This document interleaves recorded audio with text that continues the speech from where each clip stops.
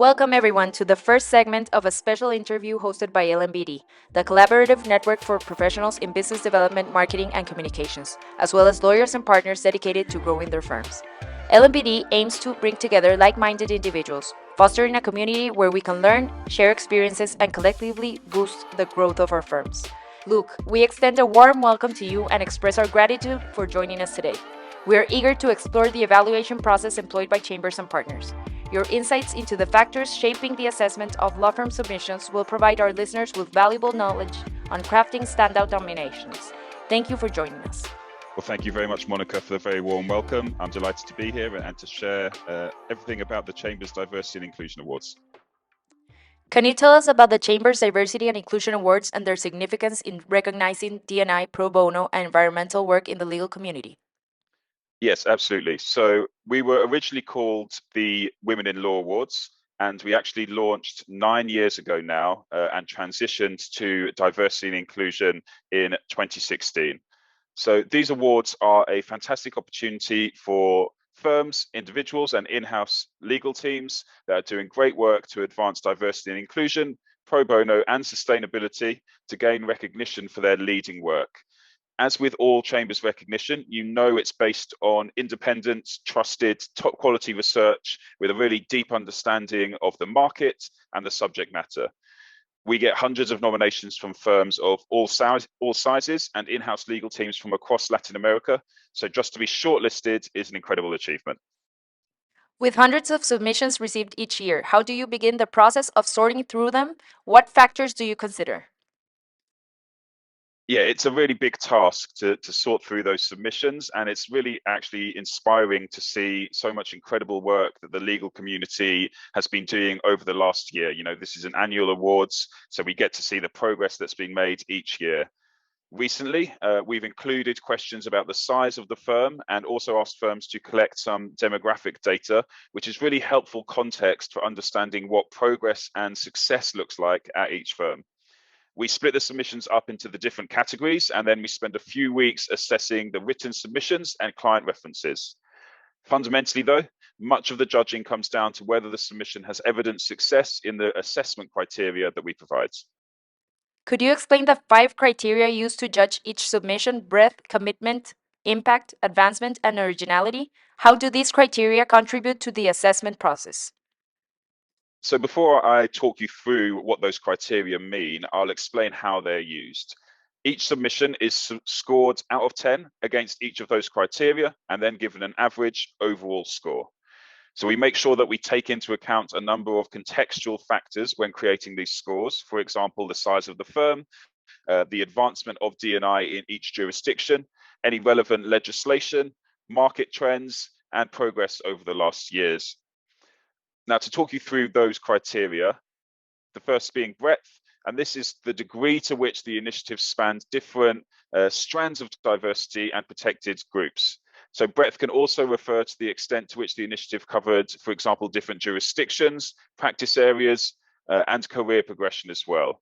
So breadth for a diversity and inclusion submission would generally refer to perhaps different diversity markers such as race and ethnicity, sexual orientation, disability, for example. But for a pro bono submission, it might refer to the different types of cases that are being taken on. It might refer to the number of different jurisdictions in which those pro bono cases are being kind of again being taken on, or for an environmental submission, it might refer to doing work internally at the firm to become, for example, carbon neutral, but it might also refer to working with different NGOs that are working for sustainability. And then commitment. So the commitment, this is the degree to which the initiative went beyond normal practice and work remit. So that can also refer to the percentage of individuals who were at the firm who were involved in a particular initiative and the number of hours dedicated. So that's especially important for pro bono, but again, we really want to see that evidenced in all of the submissions. Then to touch on impact, this is a really important one. This is the degree to which either individuals, the firm, and or the wider community is positively affected by the initiative. So the top submissions will be able to detail evidence of the impact that their initiative has had. So for example, if you have a mentoring scheme to try and increase the number of women partners at your firm, we want to see how many of those people who went through that scheme ended up becoming partner.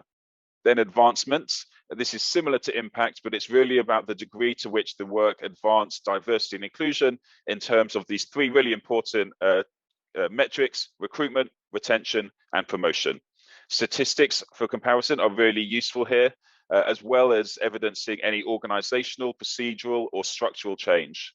For categories that don't focus on D&I, such as pro bono or the environment and sustainability categories, advancement can refer to the degree to which the named cause is advanced. And finally, originality, and this really refers to the degree to which the work involves innovative solutions, original programs, processes, and procedures, or tackled issues that had not previously been foremost in the firm's or individual's remit, or are addressing issues that are not commonly part of the D&I conversation. So a good example here might be some of the D&I strands that are newer in the conversation. So neurodiversity would be a good example. We haven't traditionally seen lots of submissions focused on that, but a really strong initiative that aims to advance neurodivergent individuals in the firm would be an example of originality. What are the key elements that make a nomination stand out and increase its chances of making it to the shortlist? So with all of these submissions, we assess against all of those 5 criteria. There will always be an element of each of them that is visible in the submissions. The best submissions will be able to score really highly in in all of the criteria, but there are some really successful submissions as well that, for example, will be able to score really highly in breadth and commitment, but they may not be, for example, the most original. It might be that they're doing a program that they've been doing for a few years, but in recent years it's having a bigger impact, and therefore they're going to score more highly. Great. What are the key elements that make nominations stand out and increase its chances of making it to a shortlist? That's a great question. So as I mentioned, when they tackle all 5 kind of criteria, those nominations invariably do make the shortlist because they're able to demonstrate excellence in each of the areas that we assess. Now, the D&I landscape in Latin America has progressed a lot in recent years. So hats off to you, Monica, and I'm sure a lot of the people who are going to be watching this. But the competition is fierce, and therefore careful attention to the criteria really does pay off. So nominations also need to actively talk about the outcomes of initiatives. This is where a lot of nominations fall down. They will talk in great detail about what the initiative involves, what happens, how it was launched, but then they don't do that final part, which is what was the outcome, what impact did it have, how was D&I advanced. So that's a really important part and something, again, that makes nominations stand out. Are there any common pitfalls you encounter in nominations? How can law firms avoid these pitfalls and ensure their submissions are competitive?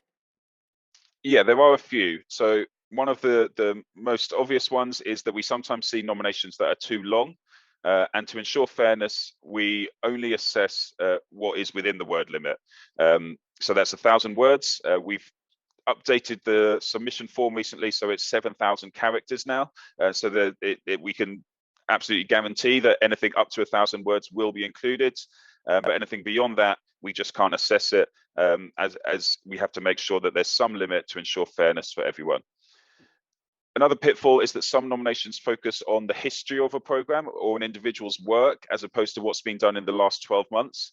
Now, we do always welcome some context, and especially for firms or individuals that are submitting for the first time, that can be really important. But these awards run annually. So it's really, we predominantly focus on the activity of the last 12 months. Another pitfall, as I mentioned previously, is that some submissions don't demonstrate the outcome and impact of the initiatives. As I said, this is really important because the competition is so strong. And finally, some nominations will go into kind of significant detail about the actual legal practice of an individual. And this is really interesting reading, but it doesn't necessarily count towards what we judge.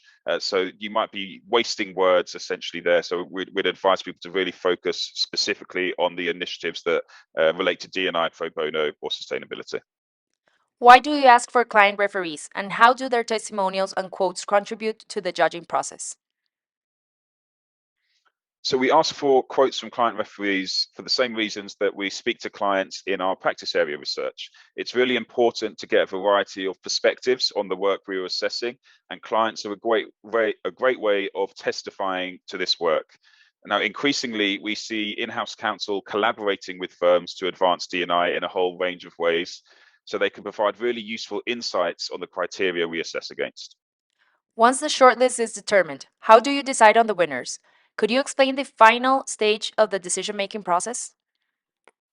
So first, we will take some time away from the material so that we're able to look at it with fresh eyes for that really crucial final stage. When we return to the shortlist, we will reread the submissions and referee statements for each of the top contenders.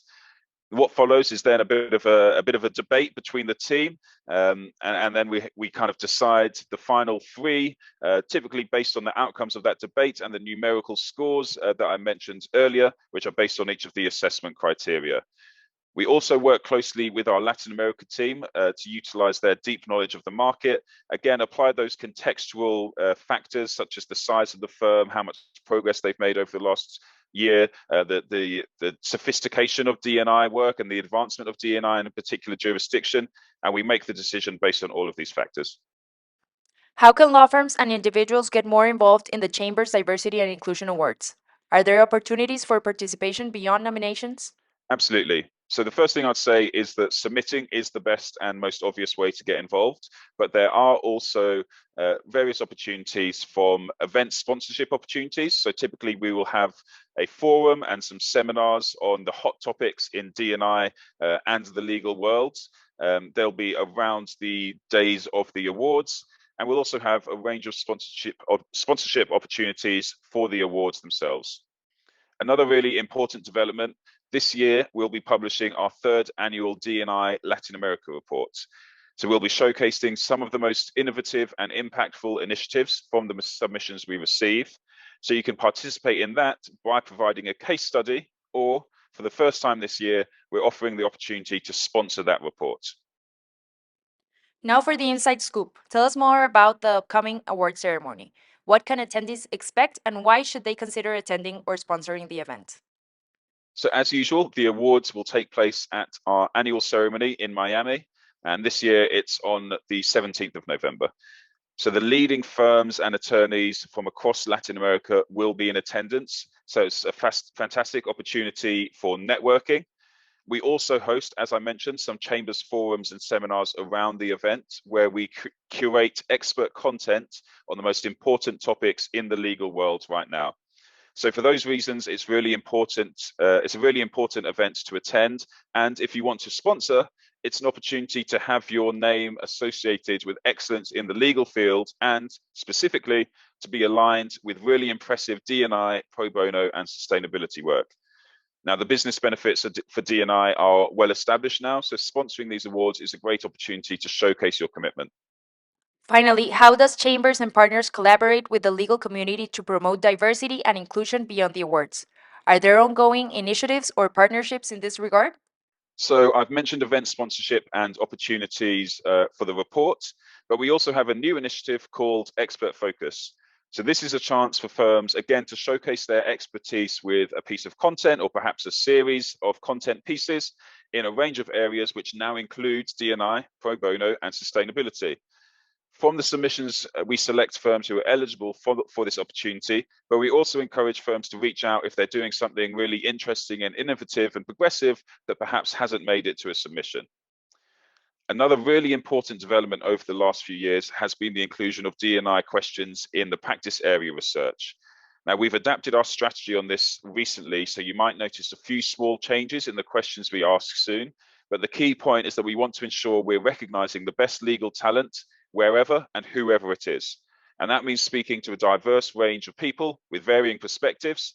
So firms providing a diverse list of attorneys in their submissions and putting forward a diverse set of client referees is really important.